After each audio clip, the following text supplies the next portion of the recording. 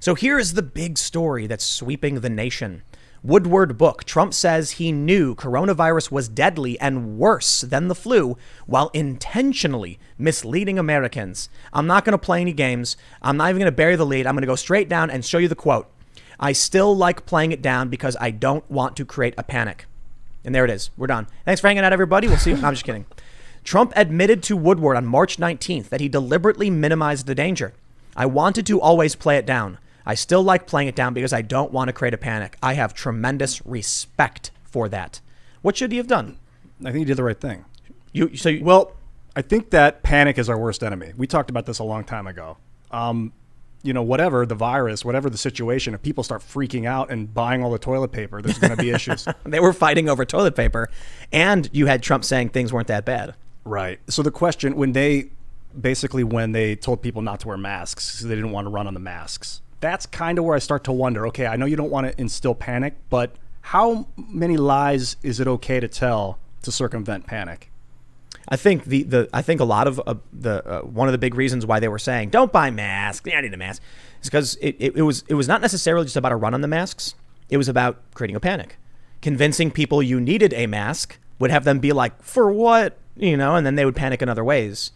People don't realize how I don't know if you remember all the memes that came out where people were like, oh no, the economy. And there was like the one where the earth was blowing up. I think Elon Musk posted it.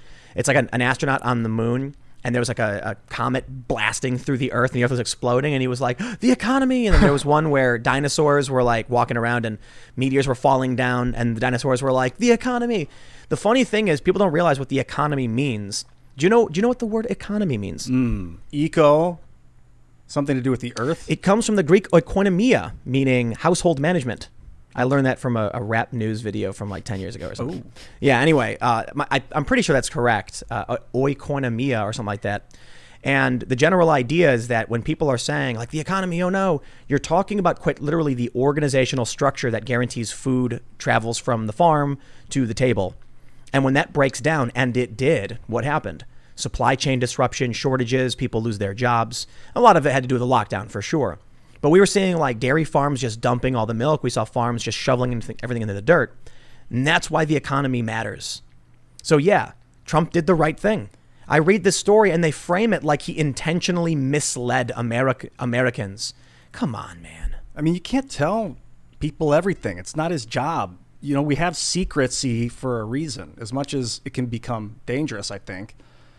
You have to, we have walls because you can't show everybody everything you're doing. People make plans in private because sometimes people want to walk around naked in their house, man. Oftentimes. And if you open, oftentimes, I mean, for real, real. And if you open up the blinds, you can get in trouble. It's true. Literally. Yeah. It's illegal to expose yourself. Yes. So we have blinds for that.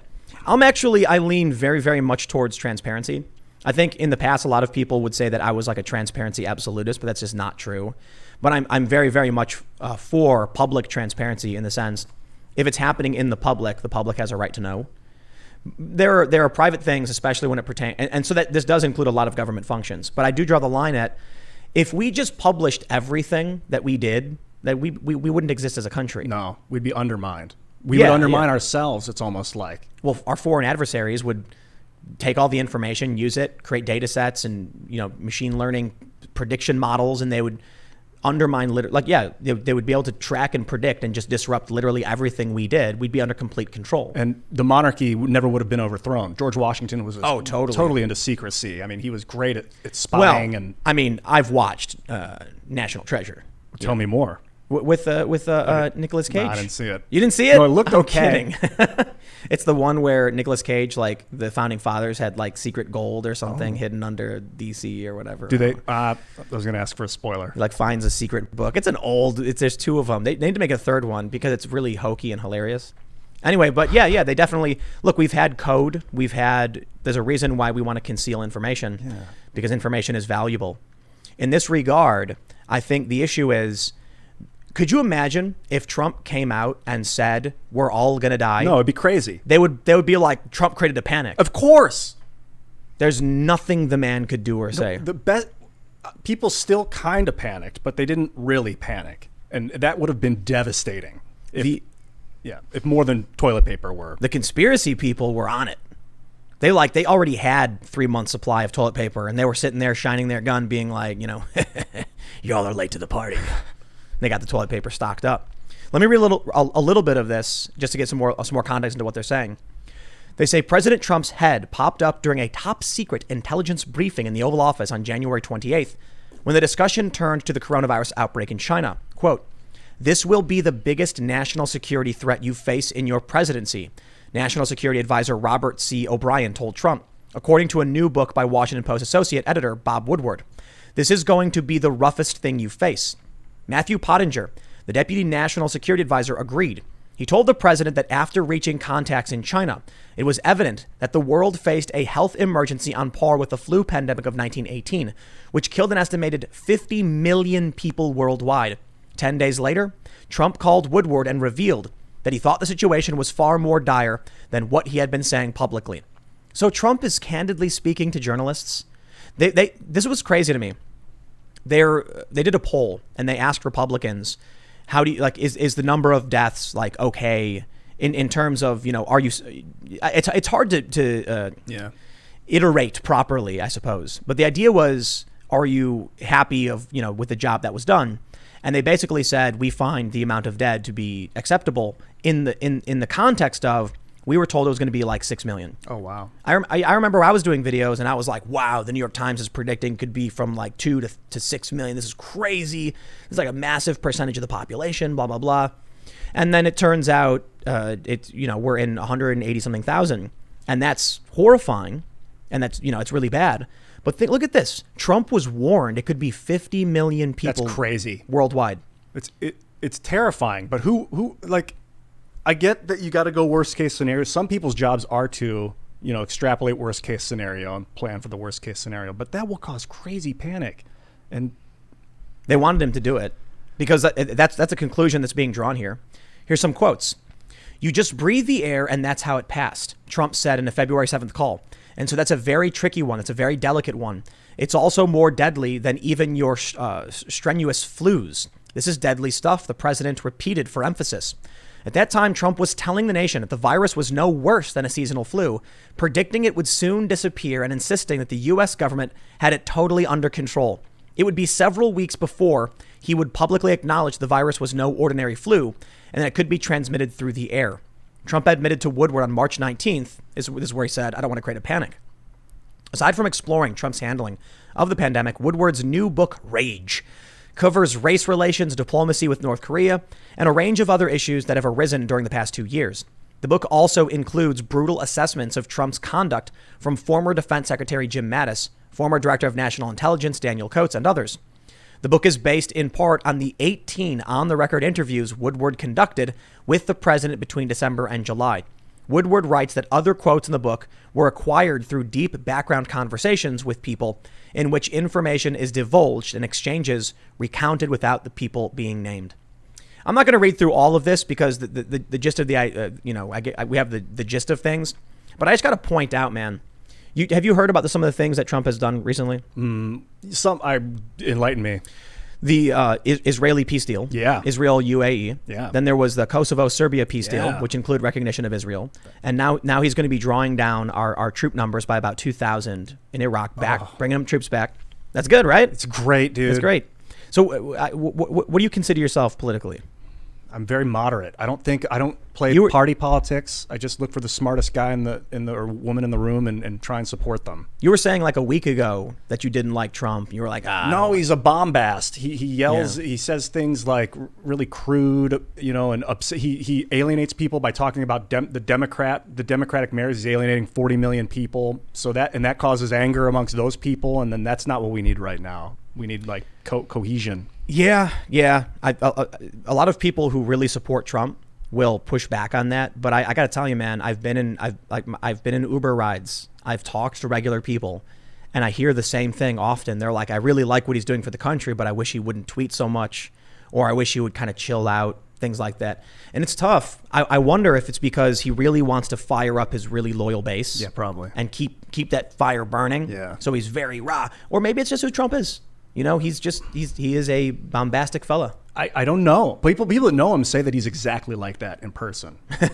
But it seems like a character. No. You know why I think it's real? He did 18 on the record interviews with Woodward. He straight up was talking about what he was doing, what was going on. He was very candid and transparent. It's interesting because the Intercept wrote this article a while ago saying Trump is the most honest, the least honest and the most honest president we've ever had. Good one. And they mention it's because Trump will lie about a lot of things. Like, for example, he tweeted, "I never called John McCain a loser." But he did. He tweeted John McCain. He tweeted in articles like Donald Trump, John McCain is a loser. He wasn't referencing McCain's service, though. And I think that's what he was... I don't necessarily want to give Trump the benefit of the doubt. Like, I can't assume what his intent was. He straight up said, "I never called him a loser." He did. And it's weird, silly things like that where it's like, is that even that important? You could have just been like, "Look, I called the guy a loser because he lost in 2008, but I have nothing but respect for his service." And he was literally calling him a loser because he lost the election. Exactly. Yeah, so someone brought it up. He was being interviewed, and he was like, "Nah, he's a loser. He lost."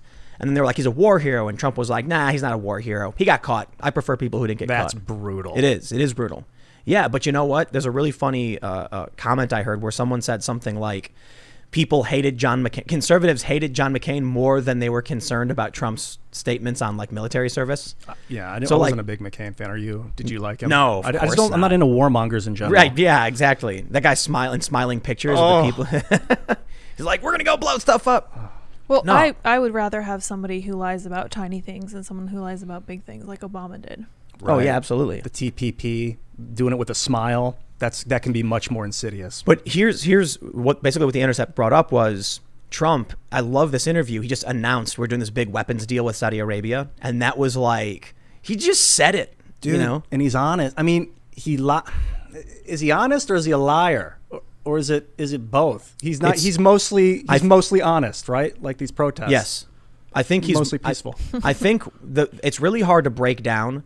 But I think Donald Trump lies about some of the stupidest things ever that he should just be upfront about. Right. But then he's really open and honest about a bunch of other things Which that is he's key. not supposed to be. I know. Like, this is crazy. They're dragging Trump for being honest with a journalist. This is nuts. They complain that he lies to journalists all the time and you can't trust him. Then when he's honest, this what do they expect? Yeah, this is just people that want him down. Yeah. Well, I'll tell you what, man. You know what my favorite thing about this Woodward release is? Trump telling Woodward that he drank the Kool-Aid. Dude, I wonder if he even knows where that's from. Drinking the Kool-Aid? Yeah, which is from the Jonestown Massacre. Where what's the guy's name? I don't remember the guy's name. Do you know the guy's name? I don't. I can look it up. Took them all to Jonestown and then had them all drink Kool-Aid laced with cyanide, tearing babies away from their mothers. That's nightmarish, Yeah, dude. it really is. Yeah. That happened in our lifetime, right? Yeah, like, was it the 70s maybe? Jonestown, Was it? something. Maybe the 80s. 1978. Really? Mm-hmm. Brutal. November 18th, and they all drank 1978. Kool-Aid. Mass murder, suicide of members of the California-based People's Temple cult. That was Jim Jones. Yeah. Jonestown. I didn't Makes realize it sense. was that long ago. Jonestown.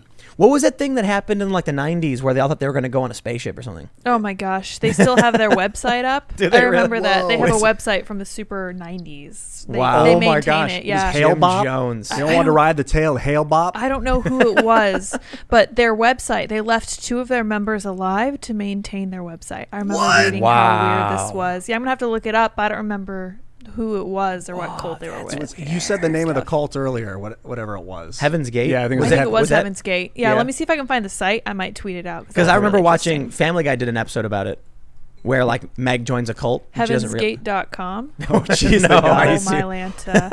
Let me see if I can see it. Wait, hold on. For the people that are listening, the context is that, everyone's saying Heaven's Gate. Yeah. Is that Donald Trump said to Bob Woodward, what is this? This is an amazing 90s site, and I wish you guys could see my screen. Throw it up. It's got like a talisman, and it's moving, and at the top it says Red Alert. What's the GeoCities? website? Heavensgate.com. We are going there. Heavensgate.com. Yep, we're going to Heaven's Gate, guys. It'll be great. For the record, I don't think you can ride the tail of a comet. I don't think We so got it. either. Oh, Pull it up. There That's we a go. GeoCities site. Oh, Dude, snap. wow. Yeah, you're welcome. You guys make So- websites, right?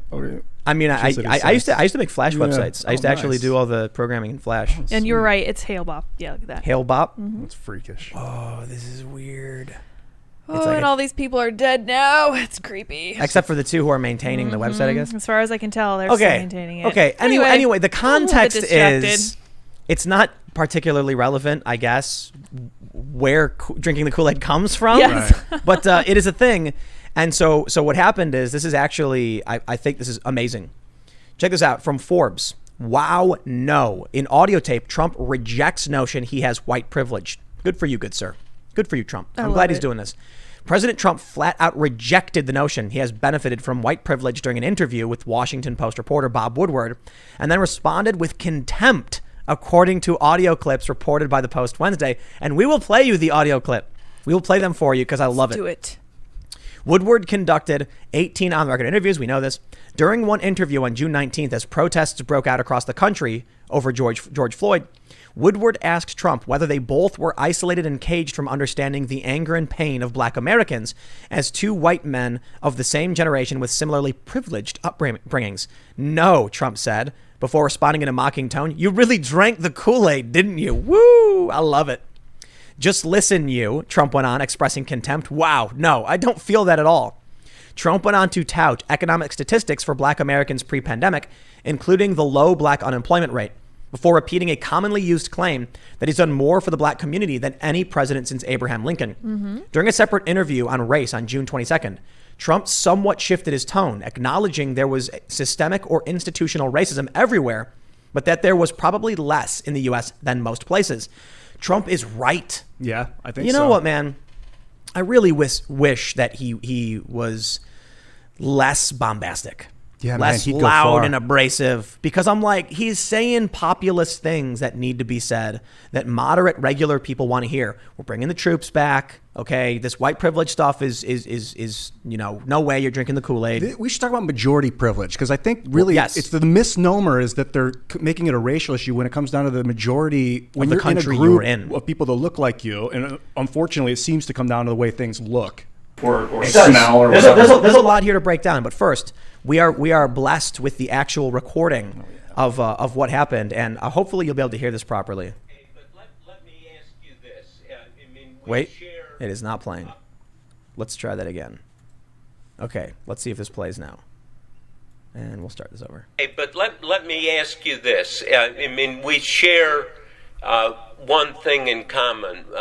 We're white, privileged, who my father was a lawyer and a judge in Illinois, and we know what your dad did.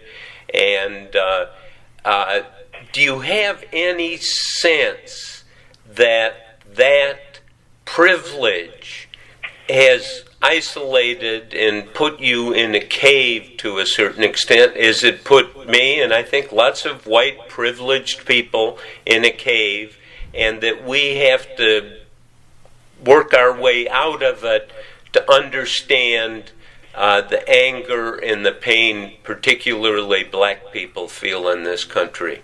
Do you No, you really drank the Kool-Aid, didn't you? Listen to you. Wow. No, I don't feel that at all. I love that. You really drank the Kool-Aid, didn't you? Yes, they did. They all did. They're losing it. All right. Now listen. There is something to this idea of white privilege, but it's what you just mentioned, because we've talked about this before. It's majority privilege. If you're in China, you are going to be able to navigate the country much more easily, knowing the language, being easily identifiable as Chinese. We don't call that Chinese privilege. In any country, that would be the case. In fact, in some countries, like notably in Africa, you could literally be the same ethnic background but have a different tribe, and then you have tribal privilege. Right. It's really just about the dominant group. And so what's happened is this Kool-Aid drinking thing that's happening, and I'm glad to see Trump is pushing back on it because these people are insane.